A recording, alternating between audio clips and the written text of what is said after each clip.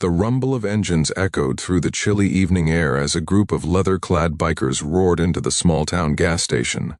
They were the kind of men people often avoided: tattoos, steel chains, and boots that looked like they'd crushed more than just gravel. Their laughter was loud, rough, and full of energy after a long ride through the back roads. It was a place where people usually turned their heads, trying not to draw attention. But that night, someone did. Standing near the soda machine, nervously clutching a worn-out backpack, was a teenage girl, maybe 16, maybe younger, with hair pulled back in a messy ponytail and a jacket that was clearly too big for her. It was faded denim, the kind that had seen better days, with patches sewn on in different colors and shapes. She looked small compared to the row of bikers filling up their tanks. Her shoes were torn, her jeans frayed at the knees, and her eyes darted nervously from face to face as if waiting for trouble. One of the bikers, a broad man with a gray beard and arms like tree trunks, nudged his friend and laughed. "Hey, check out the kid's jacket," he said with a grin. "Looks like she got it from a thrift store in 1980. The group chuckled, their voices echoing across the lot. The girl froze for a second, her lips trembling. She didn't say anything, just looked down and tried to zip up her jacket, hiding whatever patches she could. But then something changed. One of the bikers, a younger guy with long hair and a quieter presence, stepped closer, squinting at her jacket. His laughter died down. "Hold up," he said softly, and the others turned to look. There, on the back of her jacket, was a patch, old, slightly torn at the edges but still readable. It said, "In loving memory of Sergeant Daniel Harris, my hero." The words hung in the air like a sudden silence. The girl noticed the shift immediately. The laughter faded, and all that was left was the faint hum of the vending machine beside her. This older biker with the gray beard stepped forward, his smile gone. "Sergeant Harris?" he asked quietly. "That your dad?" She nodded slowly, eyes glistening. "Yeah," she whispered. "He was in the army. He didn't make it back." No one spoke for a few seconds.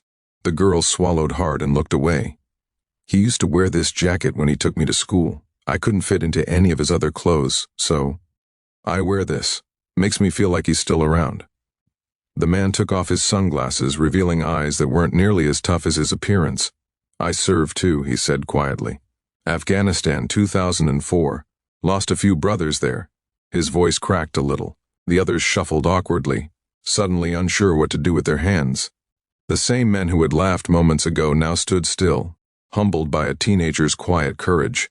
Another biker, a woman with a red bandana tied around her head, approached the girl and placed a gentle hand on her shoulder. "You keep wearing that jacket, sweetheart," she said softly. "That's not just denim. You're carrying your dad's legacy with you." The girl blinked rapidly, trying not to cry. "People make fun of it," she admitted. "At school, they say it's ugly and old." The woman smiled gently. "They don't understand what it means. Some people see patches, others see memories stitched in love." The gray-bearded man cleared his throat and looked around at his group. "Hey," he said, his voice firm but kind. "We've got something we can do, right?" The younger biker nodded immediately. "Yeah, let's do it." They walked back to their bikes, rummaged through their saddlebags, and returned with a small pile of patches, different designs from biker clubs, charity rides, and memorial runs. Each one had its own story, its own piece of heart. The older man held them out to the girl. "Here," he said, "these are from our rides: veteran support, kids' cancer fundraisers, fallen soldiers' memorial rides. Every one of these stands for something good. We want you to have them." Her eyes widened. "You're giving them to me?" He smiled softly. "Your jacket already carries a hero's name. Now it'll carry a few more stories too." The girl hesitated, then accepted the patches with trembling hands. Tears welled up in her eyes as she looked at the designs: flags, wings, and words like "never forgotten," "ride for freedom," "honor the brave." She couldn't speak. The bikers helped her sew the first one on right there at the gas station, using a small repair kit one of them always carried for emergencies. They took turns holding the fabric steady as the woman with the bandana stitched the patch on carefully beside her dad's memorial. A few passing customers stopped to watch, curious but silent, sensing that something meaningful was unfolding before them.